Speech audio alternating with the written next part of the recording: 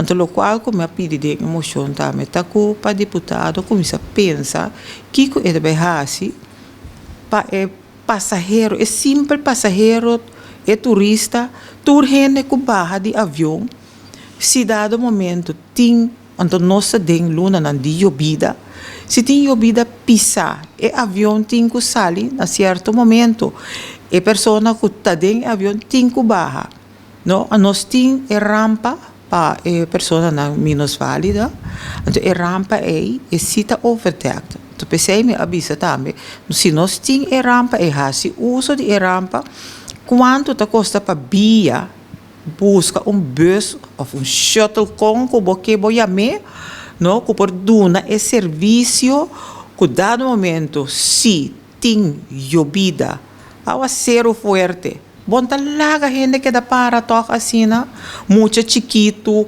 gente grande, e não tá bem. Então, não começa papia over high-end turismo.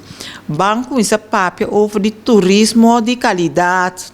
Não passou e nós também trabalhar riba e qualidade de turismo, nós também subir a qualidade. Então, depois, nós sabemos aqui 10 anos, nós podemos começar a pensar over de turismo de classe, até para o high-end turismo. Nós mira bonta $75 para cabeça não te paga para vir aqui. Com a senhora também sabe que um avião carregado com turismo também um candidato que ora pode conter montante aqui, mas também se mês verde nós mesmo pode oferecer o turismo algo mais melhor, não? Sim, naturalmente. Também se você não apaga. Também se você não apaga. Igualmente, a pessoa que paga é $10, e tem direito e tem obrigação de dar bom serviço. Agora, pior tabira, ora que tanto bota estimular para turismo, para turismo tá é pilar de nossa economia mais importante. Então, a mim tá querendo, não? Costa o que costa, botem que dona é melhor serviço.